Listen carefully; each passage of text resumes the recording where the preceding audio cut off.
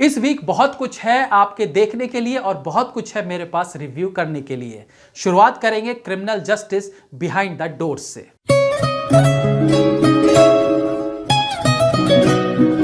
जब भी किसी वेब सीरीज या फिल्म का दूसरा पार्ट या दूसरा सीजन बनाया जाता है तो मैक्सिमम टाइम उसके दूसरे भाग का पहले भाग से कम या ज्यादा कनेक्शन जरूर रहता है, गोलमाल जैसे कुछ एग्जाम्पल्स को छोड़कर। क्रिमिनल जस्टिस के सेकंड सीजन को न केवल पात्रों से जोड़कर रखने की कोशिश की गई है, बल्कि पहले भाग की कहानी को ही इस बार फीमेल वर्जन में बनाकर हमारे सामने पेश कर दिया गया है। सबसे पहले अगर हम दोनों सीजन्स को कंपेयर करके देखें तो राइटर ने कहानी में नयापन लाने के लिए कुछ विशेष प्रयास नहीं किए हैं। एक तरफ जहां पहले सीजन में विक्रांत मैसी पर मर्डर चार्जेस थे और उसे बचाने की जद्दोजहद दिखाई गई थी, सेम उसी पैटर्न में इस बार कृति कुल्हाड़ी को आरोपी दिखाते हुए उसे बचाने को लेकर पूरी सीरीज बनाई गई है। ठीक भी है, क्योंकि लोगों को पिछले सीजन में इसी तरह की कहानी अच्छी लगी थी, तो मेकर्स ने इस बार कुछ और जोड़ घटा के वेब सीरीज में फेरबदल करने का रिस्क नहीं लिया है। लेकिन एक अच्छी वेब सीरीज या फिल्म के लिए केवल कहानी इंपॉर्टेंट नहीं होती, और वो भी रिपीटेड कहानी तो बिल्कुल नहीं। पहले सीरीज की तरह ही इस बार भी एक मर्डर, लेकिन मर्डर नहीं वाला कंसेप्ट, फिर आरोपी की जेल यात्रा के दौरान कैदियों की दबंगई से लेकर टट्टी पेशाब सबको प्रमुखता दी गई है, जैसे कि पहले सीजन में भी देखने को मिला था। लेकिन दोनों सीजन्स में जो सबसे बड़ा अंतर था वो थे इसके कलाकार। माना पंकज त्रिपाठी पहले सीजन की जान थे, उनका किरदार बाकी सब पर भारी था, लेकिन पूरे सीरीज को अकेले पंकज त्रिपाठी लेकर नहीं चल सकते थे। वेब सीरीज में पंकज त्रिपाठी के अलावा जितने भी सीन्स थे उनमें विक्रांत मैसी, दिव्येंदु भट्टाचार्य और जैकी श्रॉफ की जबरदस्त अदाकारी को दरकिनार नहीं किया जा सकता है। वो सीजन इन सब एक्टर्स के बिना अधूरा रह जाता, लेकिन शायद मेकर्स इस सेकंड सीजन में इन्हें ना लेकर या इनके रिप्लेसमेंट में कुछ और अच्छे एक्टर्स को ना लेकर वेब सीरीज को कमजोर बना गए। केवल पंकज त्रिपाठी पूरे सीरीज को अपने कंधे पर लेकर नहीं ढो सकते थे, वो भी अगर फिल्म जो 2-2.5 घंटे की होती है तो अलग बात होती, लेकिन वेब सीरीज जो 6 घंटे की होती है, यहां आपको सपोर्टिंग में भी बेहतरीन कलाकार चाहिए ही होंगे, जो इस सेकंड सीजन में पूरी तरह से मिसिंग है। कहानी को खींचने के चक्कर में कृति कुल्हाड़ी का सिंपल से एक वाक्य में जिस इंसिडेंट को बता देना था, उसे वेब सीरीज के आखिरी एपिसोड तक ले जाया गया, जिसका कोई औचित्य नजर नहीं आता। माना कि मर्डर के शुरुआती दिनों में बेटी का एंगल और उसकी मानसिक स्थिति को फोकस करते हुए दिखाया गया कि कृति उस रात हुई घटना के बारे में नहीं बोल पा रही है क्योंकि वो डिप्रेशन में थी। लेकिन 6 महीने बीत गए, 7 महीने बीत गए, उसके बाद भी उस एक क्षण की घटना को बताने में बार बार कृति कुल्हाड़ी को इतना वक्त लेते दिखाया गया कि कहानी एक समय पर आकर निरस लगने लगती है। आप देखते हुए फ्रस्ट्रेट हो सकते हैं कि यार ये क्या हो रहा है।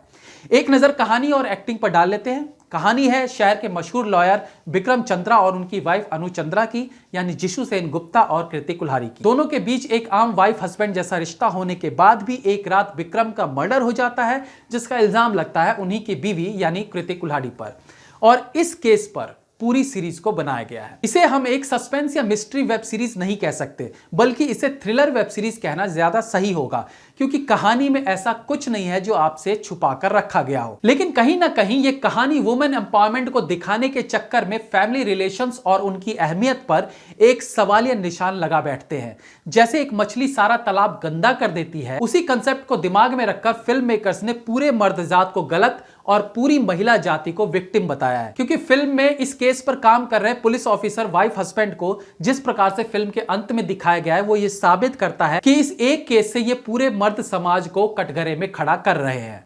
वेब सीरीज के एक सीन में एक स्लोगन सुनाई देता है, जेल के दलालों को जूते मारो सालों को। यह स्लोगन एक्चुअली पिछले साल ही पॉलिटिशियन कपिल मिश्रा के कारण फेमस हुआ था, जिसमें उन्होंने कहा था देश के गद्दारों को गोली मारो सालों को। तो उस स्लोगन को भी यहां भुनाने की कोशिश की गई है। एक्टिंग की बात करें तो कृति कुल्हाड़ी का काम अच्छा है। एक विक्टिम और अपराधी दोनों के बीच के अंतर को मेंटेन करते हुए उन्होंने अपने एक्सप्रेशंस को अप टू मार्क रखा है। इन सब के साथ साथ वो एक मां के किरदार में भी इमोशंस भरने में कामयाब रही हैं। माधव शास्त्री के किरदार को एक बार फिर पंकज त्रिपाठी ने बेहतरीन निभाया है। उनकी रियलिस्टिक एक्टिंग के बीच में उनके खुद के इम्प्रोवाइज किए हुए लाइंस सीन्स के अंत में महसूस किए जा सकते हैं। जैसे कि एक जगह सीन एंड में वो बोलते हैं, अच्छा वो फूल बने अंगारे। इसी तरह से उनके कई सीन्स में ऐसा फील किया जा सकता है कि इनमें इस्तेमाल की गई कुछ लाइंस स्क्रिप्ट का हिस्सा नहीं है, बल्कि वो उसी सीन के दौरान उन्होंने बनाया होगा। पहले एपिसोड में क्राइम वगैरह घटने के बाद अंततः जब पंकज त्रिपाठी का पहला सीन आता है तो निसंदेह आपके चेहरे पर एक मुस्कान जरूर आएगी, क्योंकि दर्शकों को पता होता है कि पिछले एपिसोड वाला ये वही माधव शास्त्री है जिसके कॉमिक अंदाज से सब इंप्रेस हुए थे। एक सीन में जब उन्हें अंग्रेजी में टेक योर ओन टाइम कहना होता है तो उससे पहले वो धीरे से बोलकर खुद कंफर्म करते हैं कि जो मैं बोल रहा हूं वो सही साउंड कर रहा है या नहीं। इस तरह से काफी लोग करते हैं जिनकी अंग्रेजी बहुत अच्छी नहीं होती। फिल्म में इस बार उनकी वाइफ के किरदार में नजर आई हैं खुशबू आत्रे, जो गांव से शहर आने वाली पत्नी के किरदार में है। उनका काम भी लोगों को पसंद आ सकता है।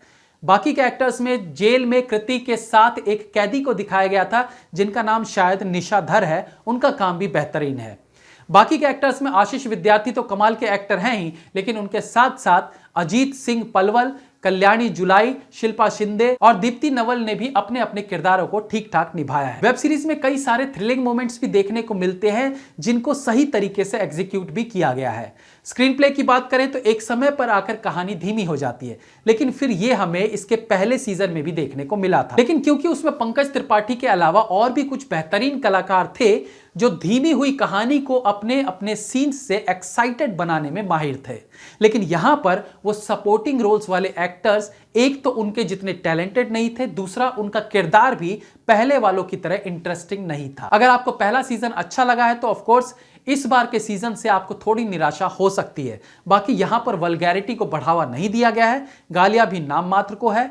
एक हॉट सीन है भी तो वो कहानी की डिमांड थी, उसके बिना तो कहानी आगे बढ़ ही नहीं सकती थी। बैकग्राउंड म्यूजिक का इस्तेमाल बहुत ज्यादा नहीं हुआ है और जो हुआ भी है वो आपका ध्यान अपनी ओर आकर्षित नहीं कर पाएगी। डायरेक्शन ठीक है, कुछ अच्छे वन टेक लॉन्ग शॉट्स भी देखने को मिलते हैं। मेरी तरफ से इस वेब सीरीज को 2.5 stars. Have a nice day.